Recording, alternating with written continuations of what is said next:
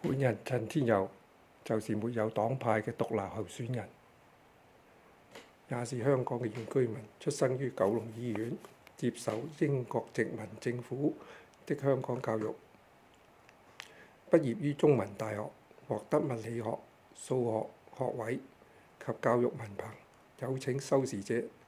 先行想一想，一袋米養百樣人是什麼意思？是不是全體警察及國安人員，不論有冇民主選舉嘅政府、黨派或是博教派內裏，都是有正義正直的人，好人、壞人和恐怖分子。紐倫堡原則就是公正不偏嘅裁判，準確標靶犯罪傷人者，把違背良知者正法懲罰他們。只要一個能夠掌握天道者，即可以啟蒙受到欺騙嘅眾生，反敗為勝。耶穌會嘅巴列德神父慧眼識人，當我道出宗教信仰不外是殊途同歸天道，我的工作只是盡己力而為，毅力達到至善。他說等一等，原來他深信初成立嘅中文大學嘅畢業生，立即要我簽訂承擔香港華人書院 Father Laura 嘅重責，又有專門訓練實驗室技術人才嘅梁健賢先生幫手，教授港大英文預科物理及數學課程。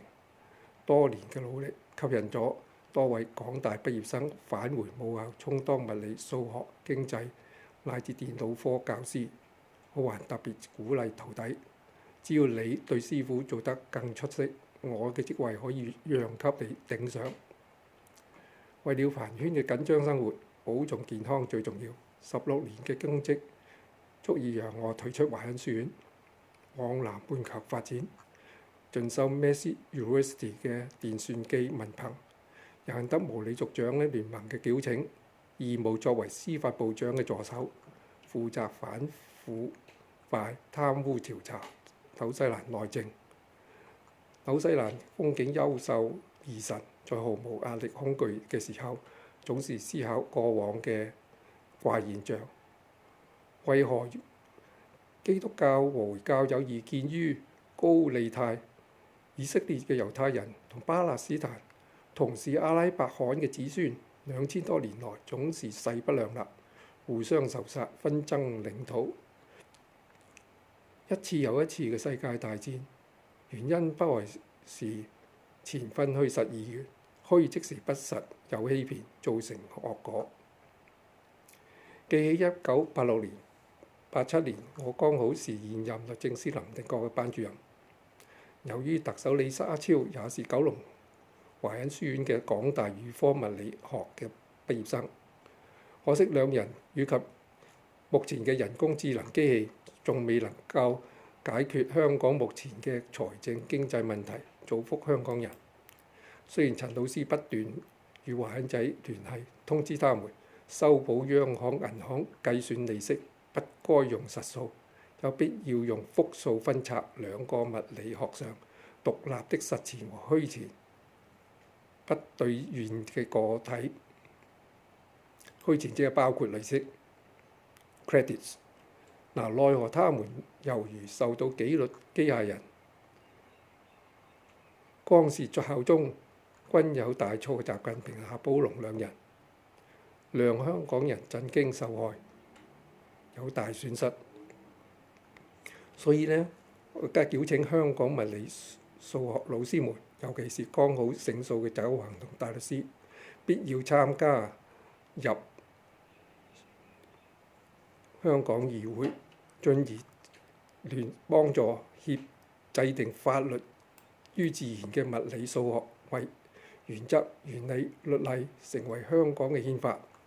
隨即與毛理族人在183年宣布獨立、自主自治嘅國會聯手改革社會科學、前政法經4大錯誤學術與欺騙。欲知多一點，請參閱天佑香港嘅競選宣言與展望 PDF。本人藉此呼籲香港本土及海外的華人仔、親友們、朋友們，蜂擁採用你們嘅手機，通過國際互聯網，投下你們有軟件安全保密、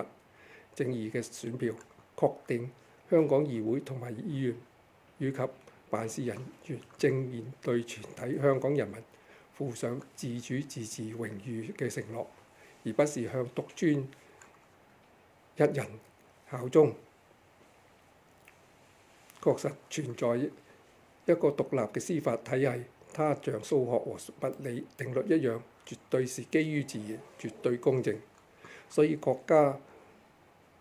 貨幣都必須具有合法嘅實體價值，否則一切成文法及法庭都將是非法的。任何放棄金本位嘅人都犯有誘導他人進行欺詐及盜竊嘅罪行。多謝你們收看此視頻。本年3月底，請蜂擁參與投票，香港議會議員嘅成立，才可破解世界各個國家政治和法律嘅兩樣弄人。人為嘅官方利率等同揠苗助長經濟，通貨膨脹，